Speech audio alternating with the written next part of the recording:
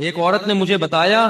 کہ میرے شوہر کو مجھ پہ شک ہوا، اس نے ماضی شادی سے پہلے، دیکھو شادی کے بعد کی بات ہے، شادی سے پہلے کیا ہوتا رہا چھوڑو اس کو، ٹٹولا ٹٹولا بالآخر میں نے اگل دیا جی میرا کسی سے غلط تعلق تھا، میں نے توبہ کر لی۔ کہہ رہے جب بھی پھڈا ہوتا ہے کہتے تم ہو تو وہی نا، میں نے کہا غلطی آپ کی ہے، کیوں بتا رہی ہو بھائی؟ وہ 100 دفعہ بھی پوچھ رہے ہیں آپ کیوں بتا رہے ہو، کیوں بتا رہے ہو آپ اس کو؟ تو ہمارا تعلق کس سے ہونا چاہیے؟ ہم اللہ کے بندے ہیں، جرم اللہ کا تو توبہ بھی کس سے؟ اللہ کی۔ اور ایک اور بات سے بات نکلتی ہے، بعض خواتین کے ساتھ کوئی ایسا واقعہ ہو چکا ہوتا ہے کہ وہ کنواری نہیں رہتی، بعض دفعہ کوئی مسئلہ ہوتا ہے ان کے ساتھ، یا بعض دفعہ کوئی برائی ہو چکی ہوتی ہے جس سے وہ توبہ کر چکی ہوتی ہے، وہ شادی کرتے ہوئے ڈر رہی ہوتی ہیں، تو وہ ڈر رہی ہوتی ہیں کہ شوہر کو پتا چلے گا، وہ کہے گا یہ تو کنواری نہیں ہے۔ تو وہ جب میں فون اٹھاتا تھا نا اس طرح کے مشورے بھی کہ ہم کیا شوہر کو بتا دیں، تو یہ حماقت نہیں کرنا بھائی، یہ تو کسی بھی طرح سے زائل ہو سکتا ہے، کسی بیماری سے بھی ہو سکتا ہے پردہ زائل، اور بھی 10 بازوں کے پیدائشی نہیں ہوتا، تو ایسے موقع پہ جھوٹ بولنا بھی جائز ہے۔ نہیں آ رہی بات؟ عورت کے لیے جائز ہے کہ وہ شوہر سے بولو نا، جھوٹ بول دے، وہ یہ نہ بتائے کہ میں نے بدکاری کی ہے پھر توبہ کر لی ہے، یہ اتنی تفصیل میں جانے کی ضرورت نہیں ہے، وہ بول دے بھائی یہ پیدائشی نہیں ہے، یہ جھوٹ ہے، لیکن کیوں؟ وجہ اس کی یہ کہ اس کمبخت کو یہ تفتیش کی اجازت نہیں ہے کہ وہ پوچھے آپ سے، جو ماضی کے قصے ہیں وہ کیا ہیں؟ وہ ختم، وہ پرانے ہیں، تو جو ٹوہ میں لگتا ہے نا، ٹوہ میں گھستا ہے ایک دوسرے کی ٹوہ میں، اللہ اس کو کیا کرتے ہیں؟ رسوا کرتے ہیں۔ تو گناہ ہو جائے کس سے تعلق؟ اللہ سے۔ ہم عیسائی تھوڑی ہے کہ پادریوں سے جا کے یا پنڈتوں سے جا کے اپنے گناہ شیئر کر رہے ہوں، مجھے بھی لوگ آ کے بتاتے ہیں، میں کہتا ہوں یار مجھے نہیں بتاؤ کیا ہوا ہے، میں بھی انسان ہوں۔ ہاں ایک صورت میں آپ بتائیں، جیسے کوئی مریض ڈاکٹر کو اپنی بیماری بتا رہا ہوتا ہے علاج کے لیے، تو کسی بزرگ سے کسی عالم سے آپ کا تعلق ہے، آپ سمجھتے ہیں کہ اس سے میں مشورہ لے سکتا ہوں، اور مشورہ اس وقت تک نہیں لے سکتا جب تک میں اس کو اپنا پورا مرض بتاؤں نہیں کہ میرے اندر کیا گناہ ہے جو میں چھوڑنا چاہتا ہوں مگر مجھ سے چھوٹتا نہیں، ایسی صورت میں پھر مجبوری ہے بتانے کی تاکہ وہ اس کا کوئی علاج بتایا۔ تو اس کا خیال کرنا چاہیے۔ یہ اللہ کا دین کتنا زبردست ہے، اللہ نے ہمیں بتا دیا گناہ سے بچنا کیسے، ہو جائے تو کرنا کیا ہے۔ تو ہمارا رب ہے غفور الرحیم، جب توبہ کرو گے اللہ کہتے ہیں میں بتا دوں گا کہ میں لوگ۔ کسی نے پوچھا ہے جی ہم بستری کے بعد غسل کے بعد کھانا پینا یا کھانا وغیرہ بنانے کا کام کر سکتے ہیں؟ جی کر سکتے ہیں۔ پاکستان سے پوچھا جی اگر کوئی اکیلے میں یعنی جب بیوی سامنے موجود نہ ہو، نہ ہی کوئی گواہ وغیرہ ہو اور طلاق دے تو کیا طلاق ہو جاتی ہے؟ طلاق کے اسٹیمپ پیپر پہ دستخط کرنے سے کتنی طلاقیں ہوتی ہیں؟ اسی طرح اگر کوئی کسی کو بتائے کہ اس نے اپنی بیوی کو 3 طلاقیں دے دی ہیں تو کیا اس طرح بتانے سے بھی طلاقیں ہو جاتی ہیں؟ دیکھیں اکیلے میں اگر کوئی طلاق دیتا ہے نا، کوئی سننے والا نہ بھی ہو، لیکن زبان سے طلاق کا لفظ یعنی میں اپنی بیوی کو طلاق دیتا ہوں یہ ورڈنگ پوری کر دیتا ہے تو طلاق واقع ہو جاتی ہے۔ اور اسٹیمپ پیپر پہ دستخط کرنے سے کتنی طلاقیں ہوتی ہیں؟ جتنی لکھی ہوئی ہوتی ہے، 1 لکھی ہوئی ہے تو 1 ہوگی، 2 لکھی ہوئی ہیں تو 2 ہوں گی، 3 لکھی ہوئی ہیں تو 3 طلاقیں ہو جائیں گی۔ اگر کسی کو بتایا کہ اس نے اپنی بیوی کو 3 طلاقیں دے دی ہیں تو اس سے بھی طلاق واقع ہو جاتی ہے، کیونکہ یہ طلاق کا جھوٹا اقرار ہے، تو جھوٹا اس کے حق میں، دوسرے کے حق میں اس کو ہم سچا ہی سمجھیں گے۔ تو بیوی کو جب پتہ چلے گا کہ اس نے یہ کہا ہے کہ میں نے 3 طلاقیں دے دی ہیں تو وہ یہی سمجھے گی کہ دے چکا ہے یہ، اس لیے اس کے لیے آپ کے جو ہے نا اس کو جائز نہیں ہوگا کہ وہ شوہر کو قریب آنے دے۔ تو اس لیے اگر کسی نے کسی وجہ سے جھوٹا اقرار کرنا ہے تو پہلے 2 آدمیوں کو گواہ بنائے کہ میں نے دی نہیں ہے لیکن میں جھوٹا اقرار کروں گا، تو 2 آدمیوں کو گواہ بنا دے، پھر جھوٹا اقرار کرے کہ میں نے 3 دے چکا ہوں میں ماضی میں، تو پھر وہ جب بیوی کو پتہ چلے گا کہ اس نے یہ اقرار کیا ہے تو یہ 2 آدمی کو گواہ پیش کر دے کہ بھائی میں نے تو اس کو کہا تھا کہ میں نے دی نہیں ہے، میں نے جھوٹا اقرار کیا۔ تو اقرار سے طلاق واقع،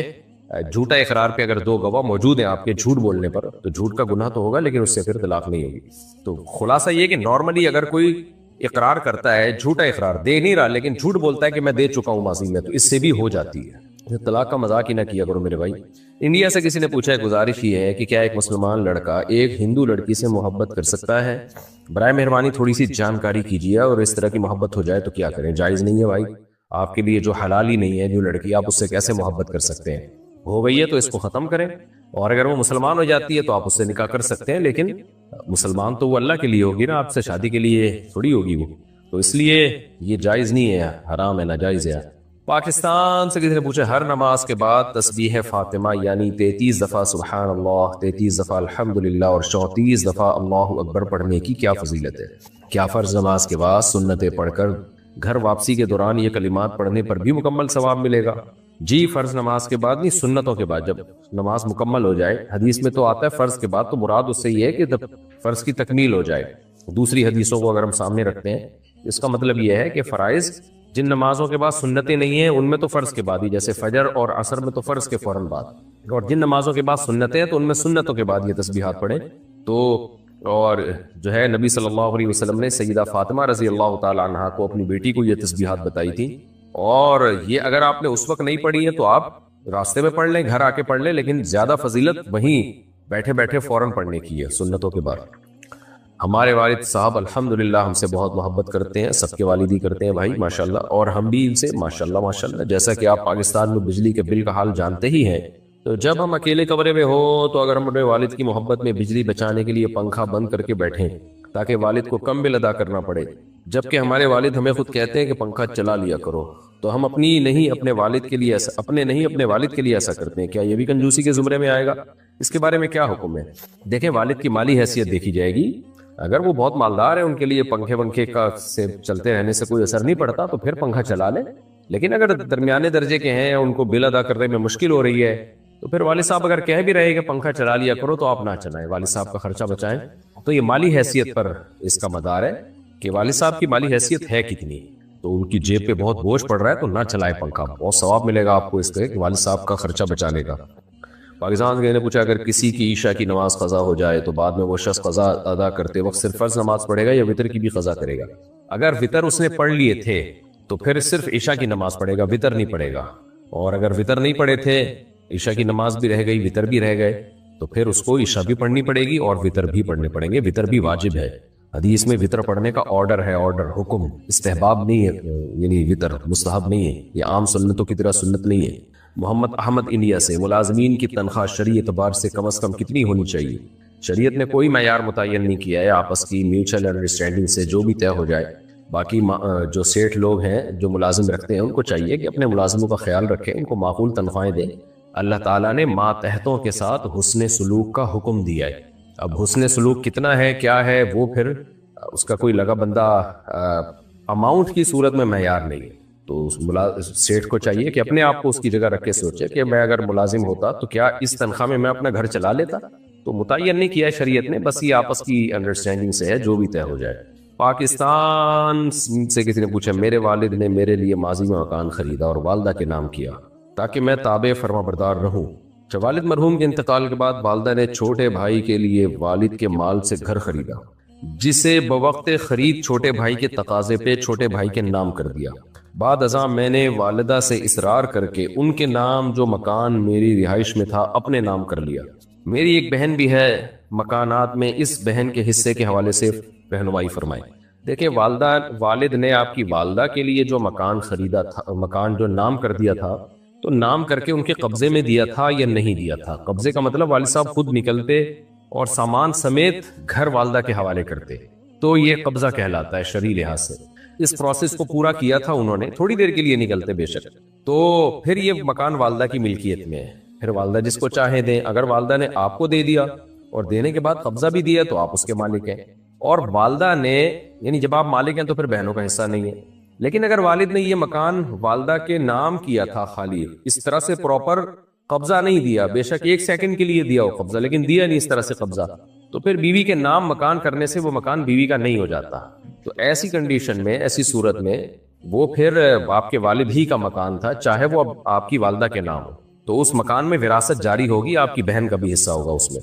والدہ کے دنیا سے جانے کے بعد، والد کے دنیا سے جانے کے بعد، کیونکہ والد کا مکان تھا۔ اور والدہ نے جو والد صاحب کے پیسوں سے آپ کے دوسرے بھائی کو